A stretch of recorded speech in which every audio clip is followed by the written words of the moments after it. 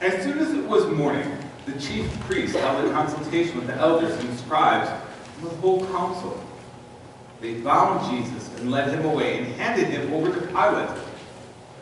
Pilate asked him, "Are you the king of the Jews?" And Jesus answered, "You say so." Then the chief priests accused him of many things. And Pilate asked him again, "Have you no answer? See how many charges they bring against you?" But Jesus made no further reply. Pilate was amazed.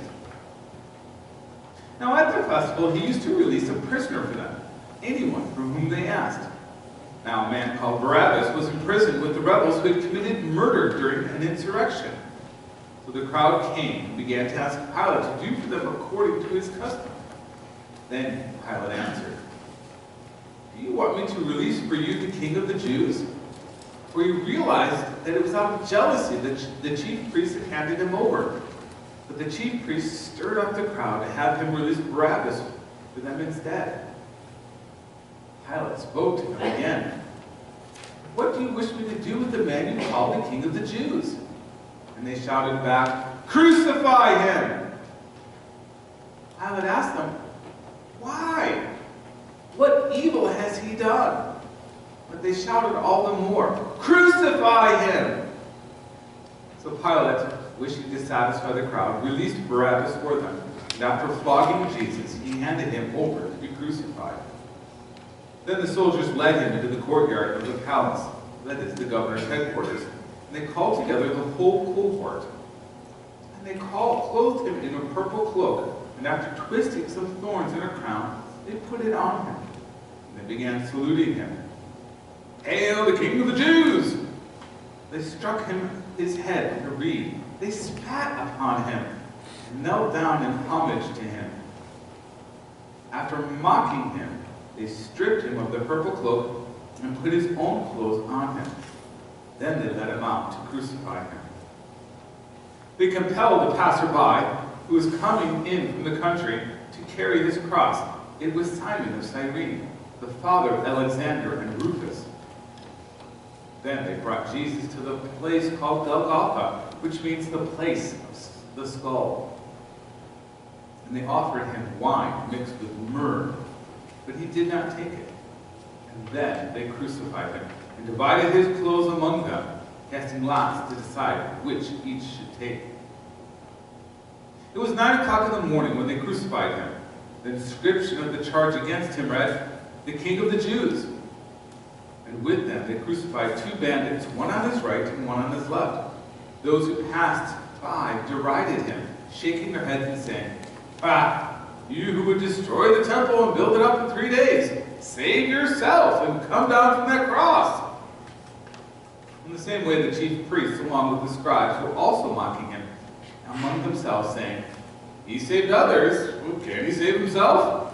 Let the Messiah, the King of Israel, come down from the cross now, so that we might actually see and maybe believe." Those who were crucified with him also taunted him. When it was noon, darkness came over the whole land until 3 in the afternoon.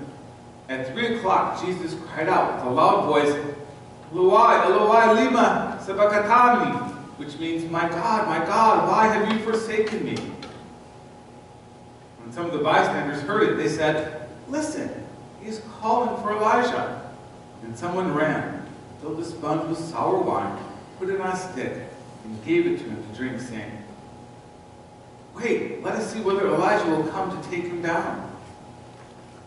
Then Jesus gave a loud cry and breathed his last. And the curtain of the temple was torn in two from top to bottom. Now, when the centurion who stood facing him saw that in this way he breathed his last, he said, "Truly, this was God's Son." Gospel of our Lord.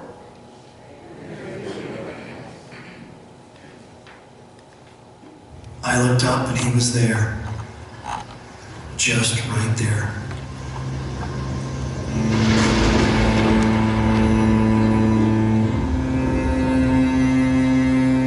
Scared us at first, but then again at this point, why were we so surprised?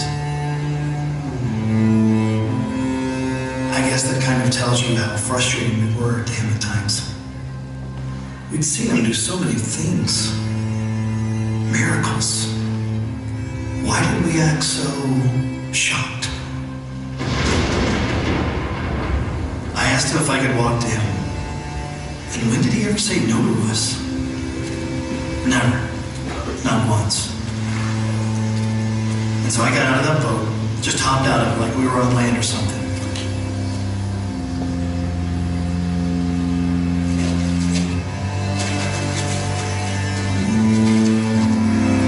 And that's when I felt the wind. It felt like it just went straight through me.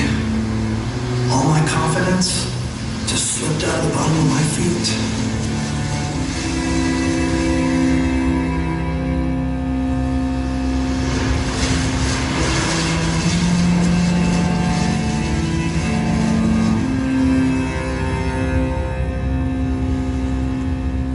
You should have heard them when he rode into Jerusalem. I can still hear them. Hundreds just lining the streets, chanting it over and over and over and over and over and over. Hosanna in the highest. Salvation has come. And they finally felt it. They finally celebrated him. And I already knew him. I knew he's the kind of king who reaches out and pulls you up, even if you have doubts. The one who always comes to help us. The one who always saves you when you call his name.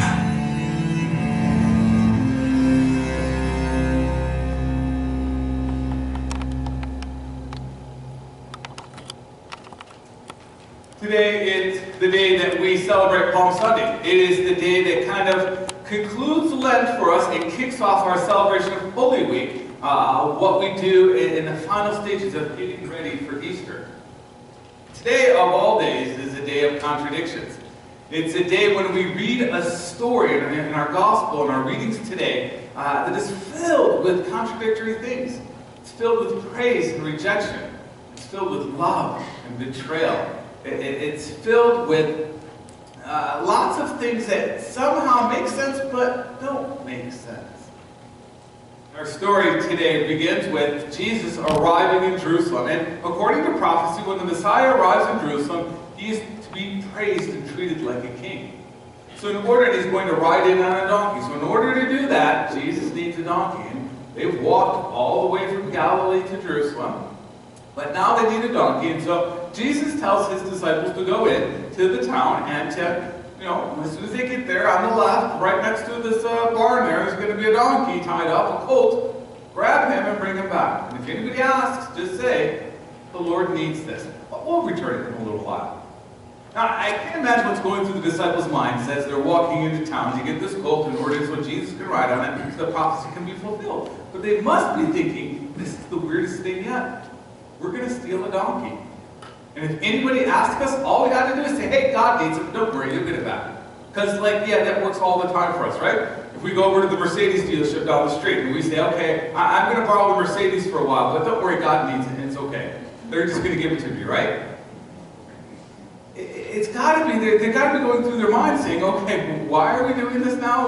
How is this going to work? And these people are really going to believe us? Once again, by following Jesus, the disciples are being led into a very uncomfortable situation, asked to do something that they probably don't understand all the significance of. Jesus said so. And I can't imagine, but their mantra at this point in their whole life has to be, just trust Jesus, just trust Jesus, just trust Jesus, right? They're probably walking in there saying, okay, what are we going to do if someone says something to us? We're just going to trust Jesus and say what he says. But that's ludicrous to say that. That's okay, we're just going to trust Jesus. I can see this dialogue going on back and forth to the disciples. It is out of their comfort zone just to go and just to say, okay, I can use this excuse just to take this donkey, sure, yeah. But they do it. Why? Because along the way, they've learned just to trust Jesus. even if it doesn't quite make sense, even if it's outside of your comfort zone or outside of the way things are normally done, just trust Jesus, right? And that's an amazing example of faith, that they're willing just to go along with Jesus, trusting that things are going to work out, especially as the week unfolds. Because we know the story, right? Things are not going to work out the way the disciples anticipated. Everything's going to go downhill. Everything's going to turn sour. Everything's going to become horrifyingly, shockingly, disturbingly wrong in this story. And they're going to fail multiple times in the coming week. The only thing that they can fall back on is this mantra. Just trust Jesus. They just got to trust Jesus. It doesn't make sense. I'm just going to trust Jesus. Compare the disciples then to the other person in the story, Pilate. Pilate, once Jesus is brought before him, he sees who Jesus is really like. He understands the truth of the matter here. The people, the chief priests, are jealous because Jesus is more popular than they are. You know, it's the kind of thing that we usually get over with in the 7th grade, right? If we're going to mature and become adults. People like Jesus more than like the chief priests. The chief priests want to kill him. No, that's not the way it's supposed to work. And Pilate sees through that right away. He knows what's going on. He also knows how fickle crowds can be. And so when he asks who should be released, and they shout Barabbas, he says, no. We got the murderer on one hand, and we've got the innocent guy over here. Shouldn't we be letting the innocent guy go? And they're all saying, no. But Pilate sees through. He knows that the chief priests are agitating the crowd. He knows this isn't the right thing. He clearly sees the truth. But because he was afraid of the crowd, and he wanted the crowd to like him, he goes with the crowd. As crazy as that is, when he knows it's the wrong thing. And he condemns an innocent man to be tortured and killed when he knows it's the wrong thing. Why?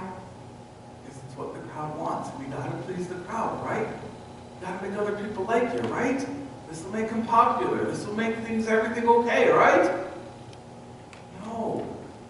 But Pilate wants the crowd to be appeased. And so Jesus dies a horrible death. The last person in the story that just sticks out and is amazing to me is that guard, that centurion that we mentioned right at the end of the reading. He's kind of just doing his job. He's going along. He's probably sick to his stomach at what he has to see all the time. But this isn't his first crucifixion. He's probably on regular guard duty. And crucifixion is a horrible death. And he's seen it before, I'm sure. But it's his job, so he's going along. And as people are mocking Jesus, as people are being vicious to him, when he's dying up on a cross, hanging there, and people are just piling it on.